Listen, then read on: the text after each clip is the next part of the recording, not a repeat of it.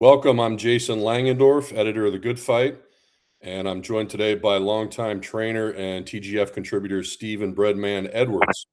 Brad, how you doing? I'm good. How are you? I'm good. I'm good.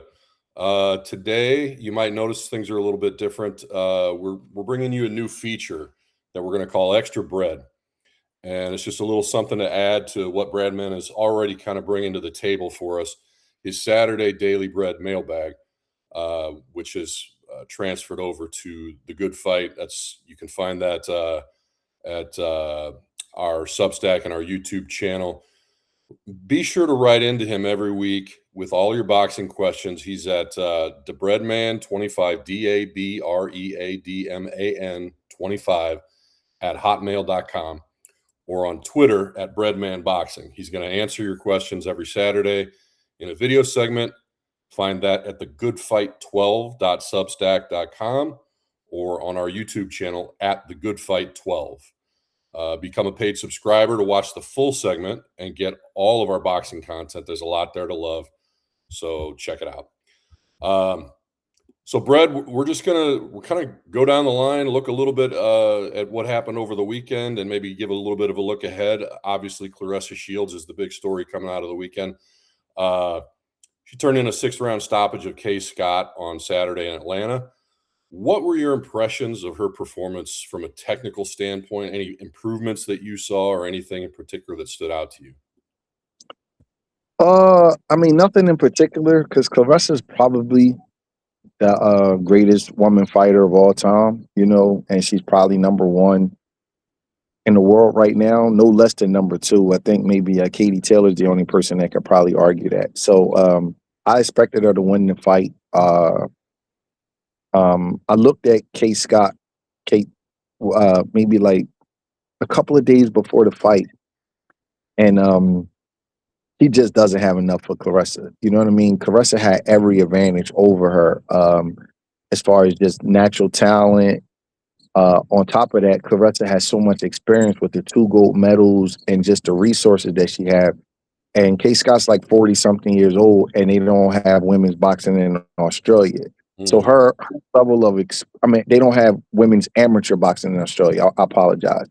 So her level of experience, she just, she was just way over her head. But Claressa looked good. She did what she had to do. It's not her job or her fault that the other women don't have the experience or pedigree she has. She can't really help that. She looked good. She made the weight. I know she was fighting at heavyweight. She looked good. She looked sharp. She doesn't have a lot of knockouts, but this fight, I actually picked her to win by knockout once I saw how Scott fought. She just doesn't know enough. She did the best she could. I think that's why her corner, was ready to throw the towel in once she got hurt, because it was kind of like she was just out of her depth. But Andre Durrell and John David Jackson is doing a good job with Claressa. She sat down on her left hook. You could see that Scott was open for a left hook, and she turned some good left hooks over on her. So, yeah, she did her job. She did what she was supposed to do. She looked good. She's the number one women's fighter in the world. So, yeah, and that left hook was the one that ultimately got Scott. yeah, that was a good shot. Claressa usually throws a lot of big right hands, but you could see she was working on her left hook for that fight. It was a good shot. One of the things that impressed me a lot was her management of distance and her patience. And I don't know if anything like that, if you noticed any differences between Saturday and some of her previous fights. Not really. I think that she was just taking her time, because when you have the kind of experience that Claressa has, and when you as good as she is, you kind of could feel if a person is a threat to you or not. So she probably was just taking her time. I'm not saying carrying her, but just not trying to rush her work, because get a crowd a little bit of a show. You know what I mean? So I think it was more one of those things like that. An experienced fighter like Claressa, within the first 30 seconds, they could kind of feel what they have in front of them. So I think it was more one of those cases, like when you're fighting somebody that you're that much ahead of, you could just take your time and just get your work in. So we know, as you mentioned, Scott was pretty limited.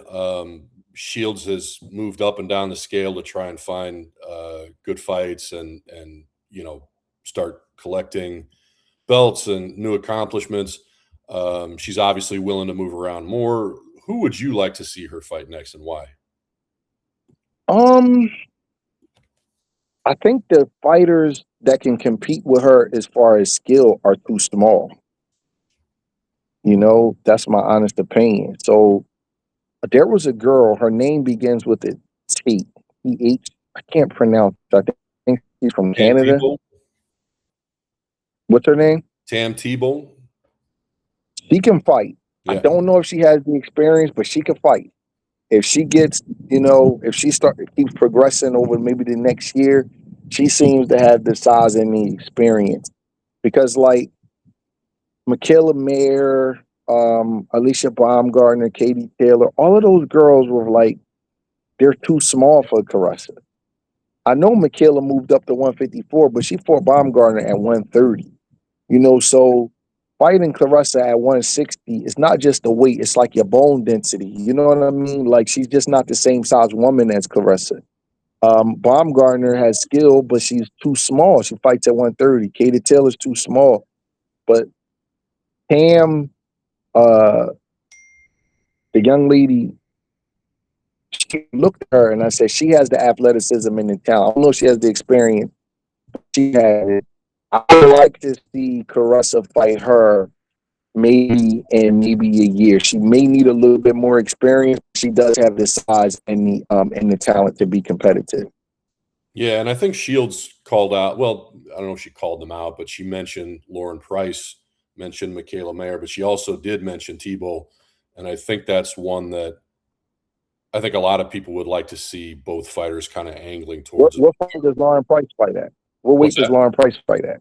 Lauren Price is like a welterweight though, right? Yeah, and that's the thing. I think some of these fights are. We talk about how fans, dream up these fantasy fights and how ridiculous they are, but sometimes the fighters feed into that by bringing up names. But I also think with Shields, she's moved around enough that some of these things it makes you wonder, okay, is she willing to lose? Is she willing to drop enough weight to do that, to make that happen? Like you said, her natural size, I don't know how much further down she could go, especially at this stage. Yeah, Caressa's 31 now, right? And she was fighting as high as 175. I think she may have made 154 in the past, but asking her to make 154 or 147, I don't think is fair. And the girl Lauren Price again, if Caressa's at 160 and she's at 147, where are they going to fight? She's too small for her. Yeah. So I don't really know. She's a good fighter, but I just think she might be just too small. Like a woman that small is not going to beat Caressa. No, I agree. I think T-Bull is the fight that people are going to start talking about over the next, Yeah, 6 months to a year. if whoever is part of her team, Tebow's team, they need to really, really really start pushing her out to the forefront, keeping her active. I think she only has 5 or 6 fights, but maybe get her up to maybe close to 10 fights, like fight her every other month, and then kind of build momentum for the Shields fight. She's the one who has, I'm not saying she could beat her, but at least it's a competitive standpoint by their statures. For us is like she's too big for the elite smaller women. Because she has the same skill level that they have, same talent that they have, more pedigree, because nobody has 2 gold medals, Mhm. and she's 20 pounds bigger, 30 pounds bigger. It's like you're not getting past that. You know what I mean? That's like too much to have to deal with. Right. Well, we can be pretty certain that Shields isn't going to be who she won't be fighting, which is one name she's brought up is Raleigh Romero, who's going to be lined up to fight Teofimo Lopez Jr. this weekend. Shields has actually called out a couple of different guys, claiming that she could get the best of them in the ring, uh, whether it's Raleigh or another man. Like, what's your take on that, Brent? Uh, I don't think that that's something that should even be discussed. To be honest with you, because if a man called the woman out, what would the world say about him? He would be canceled. You know what I mean? It's a no-win situation for the man, because if you go out there and you try really hard and you hurt her, you look like a coward and a bully. If you struggle and you lose to her, then your career and your livelihood is over with. I just don't think it's a good thing. You know what I mean? Caressa could say what she wants. She has the confidence, and I'm sure she's beat up a lot of men in the gym. But if an elite male fighter, he has no win with that. You know what I mean? And she just does. And Raleigh actually handles it good. He always just kind of just says, I know I can't beat her because I don't hit women.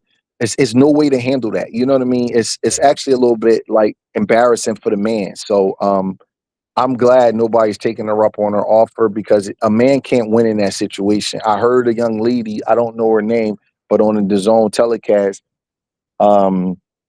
Chris Mannix was talking. He said, I don't want to see that. And the lady was like, I want to see it. And I'm like, why are you promoting this? Like, it's nothing good that can come out of that. Right. Because if a man hurts Claressa, then he's going to be villain. He's going to be a villain. You know what I mean? And if he loses or if it's even competitive, then everybody's going to say you lost to a woman. This is just the world that we live in. They just leave it alone. You know what I mean? It's something that should be left alone. And I hate even hearing it. You know what I mean? And listen, Claressa has a right to be the most confident person in the world and believe that she can beat certain men. But I'm just talking about just overall, like people that want to see men fight women is no good. You know what I mean? Like you see what happened with Lucia Riker many years ago. That kickboxer dude almost killed her. You know what I mean? Their bone density is different. You just don't. There's no place. There's no place for that. I don't ever want to see a man hit a woman in a boxing ring, especially not an elite man like a top middleweight or a top welterweight or whatever. That's no good. Yeah, That's all I got to say about it. I think we've seen some of these arguments in other sports, basketball, some other places, and I don't have a problem with a whatever, a 3-on-3 league or a 1-on-1 exhibition or something like that. If it's a That's basketball, not a combat sport, though. that's right. They think that's not combat. You know, I have a daughter. Like my daughter's 14, and my daughter's 15. My son's 14. My son can't hit my daughter. You know what I mean? And he just, even though she's older and she's a little bigger, he can't put his hands on her. So that's just no good. I don't even like hearing that. You know, like it shouldn't really be something that's discussed because there's nothing good that can come out of it. And the Well, men that I know and I'm in the gym with every day, they're competitive. They're not going to just go out and just try to get embarrassed. You know, so now you got another aspect to it because now you got a man trying to hurt a woman. That don't look right. yeah. It's no good. Yeah, even if you take the gender element away, I mean, if you look at Anthony Joshua Jake Paul fight, and not to go try to compare that to a man fighting a woman, but when you see the difference in levels and what did AJ get out of that? I mean, at the end of the day, it's a paycheck, but it's kind of a lose situation It because is. Listen, he got criticism just because Jake Paul lasted 6 rounds. right, So that's what happens when you involve yourself. That's a good point. Even though it's not opposite genders, he fought a guy that's known, and Jake Paul's a solid, fighter for the level that he's at. But I saw Joshua get criticism for even allowing the fight to go 6 rounds. And look at the criticism that Usyk and Fury took when they fought the MMA and the kickboxer guy. yeah, You know what I mean? So imagine if a fighter was to take Claressa up on that. The criticism that Usyk got, who's an all-time great fighter, for going 11 rounds with the kickboxer, and Fury for going 10 rounds with Francis Ngannou. Whatever criticism they got, just multiply it by 100. If a fighter has if Rolly Romero or anybody has a tough day with Claressa, it's a no-win situation for them. yeah. No, I hear that for sure. Well, shifting gears a little bit, looking ahead, you already made your pick for Romero Lopez in the latest edition of your Daily Bread. But let's say you were Tio's coach. What sort of direction would you give him ahead of this fight to try to kind of turn the tide for him? That's a really, really good question, man. And I'm gonna give you the best answer I could give you. You know,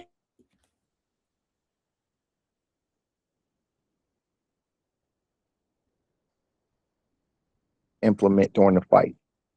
You know what I mean? Like it's Run weird. that thought back real quick because you froze up for a second. Run that back. I'm real sorry. Theo is so hot and cold where you don't even know what style he's going to implement on certain fights.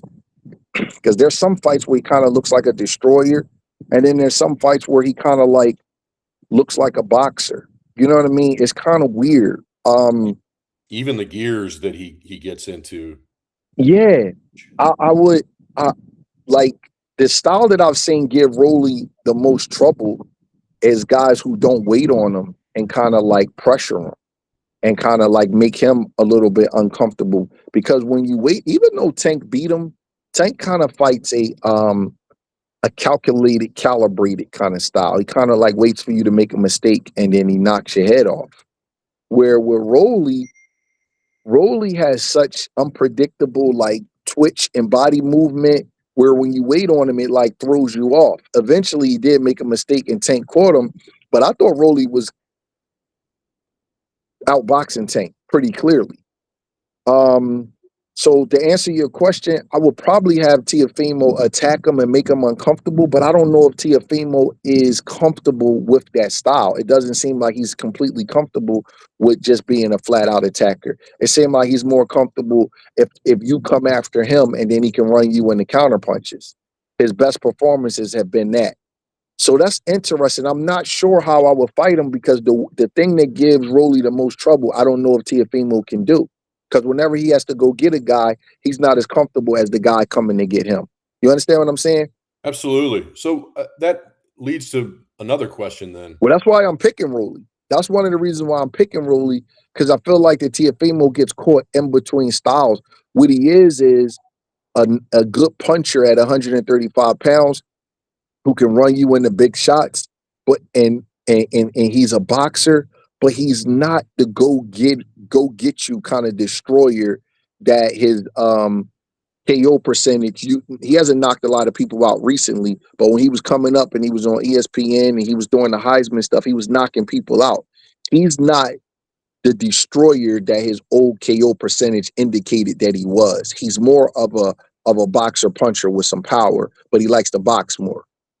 Well, so if you, and this is just sort of speaking generally, if you've got a fighter in the gym and you know his opponent has a weakness or is susceptible to a certain style, how much can you turn a guy into something else or try to lean into a style, change the guy's stripes, or do you just try to find another way to work within what he does best?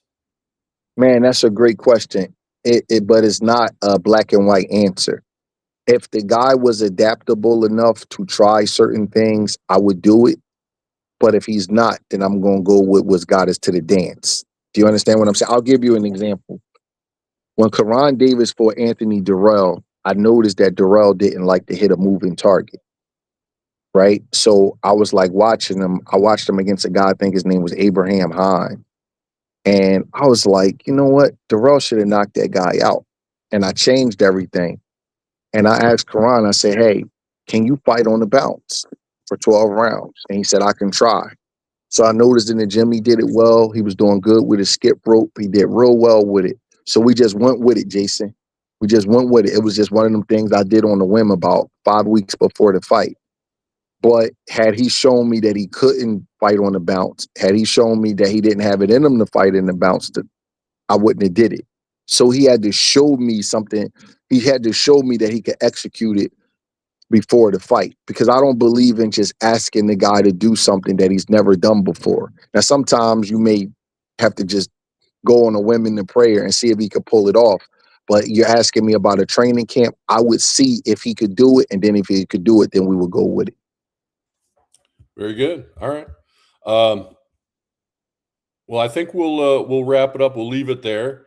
And this has been the debut edition of Extra Bread. Again, be sure to connect with Breadman and get in all your boxing questions at debreadman25@hotmail.com. That's DABREADMAN 25. Or on Twitter, probably a little bit easier, at Breadman Boxing. And check back with the Good Fight on Saturdays to find out if Breadman answered your questions. My thanks to you, Breadman, and thank you all for watching. We'll see you at the fights. Appreciate that. Send me the link.